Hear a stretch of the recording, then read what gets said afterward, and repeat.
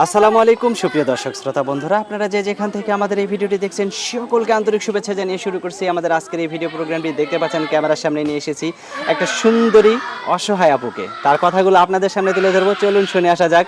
আর অসহায় বললাম কেন, আপনারা দেখতেই পাচ্ছেন এই আপুর যে কাপড়টা ড্রেসটা পরছে, ড্রেসটা আসলে ছিঁড়া।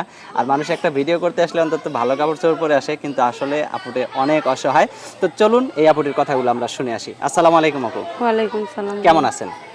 আলহামদুলিল্লাহ ভালো আছি ভাই। আপনার নাম কি আপু? মায়া। মায়া? কোথায় থাকেন মায়া আপু? আমি তো ঈশা আছি, নবীনগরে আছি ভাই। আর আপনার গ্রামের বাড়ি কোথায়? আমার জন্মস্থান সিলেট সুনামগঞ্জ। সিলেট সুনামগঞ্জ। তো এখন ঢাকাতে কার সাথে থাকেন, কেন থাকেন ঢাকাতে? আমি নানির বাড়িতে থাকি। নানির বাড়িতে থাকেন? নানির বাড়িতে কেন থাকেন? নানির বাড়িতে বাবা বিয়ে করনে, হুম হুম। আর চাচারা জমি জমা লিখে নিয়ে আমাদের বাড়ি থেকে খেদিয়ে দিয়েছে। আচ্ছা। এখন আমি নবীনগরে আছি, আর নানির বাড়ি। নানির সম্পত্তি দিবার চাইছে, টাকা পয়সা ম্যানেজ করতে পারি না। দলিল মানে নানি আপনার নামে সম্পত্তি দিতে চাইছে, টাকা পয়সার জন্য দলিল করে নিতে পারতেছেন না? না। আপনার স্বামী?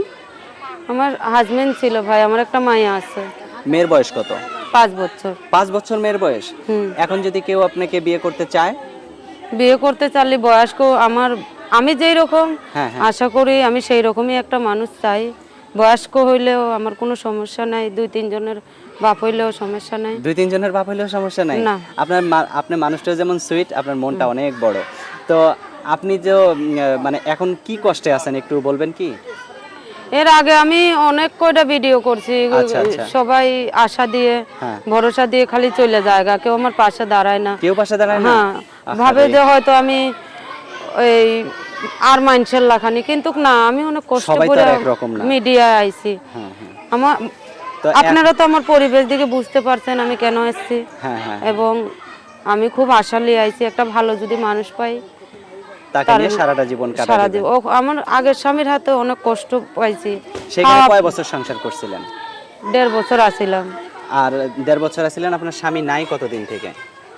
5 বছর ধরে। আমি আর বিয়া শাদী করি নাই, আইছে বিয়া শাদী আইছে, যৌতুকের লাগা বিয়াটা বসে না। আচ্ছা, আপনি এত সুন্দর একটা মানুষ ঘরে পড়ে আছেন, আর অনেক মানুষ তো মনে করেন বউই পায় না, অনেকের বউ আছে অসুস্থ কিন্তু সে দ্বিতীয় বিয়ে করতে চায়, তার কাছে কেউ বিয়ে বসে না। এরকম মানুষ যদি আপনাকে বিয়ে করতে চায়, বিয়ে বসবেন? কোনো আপত্তি নাই ভাই। কোনো আপত্তি নাই? না।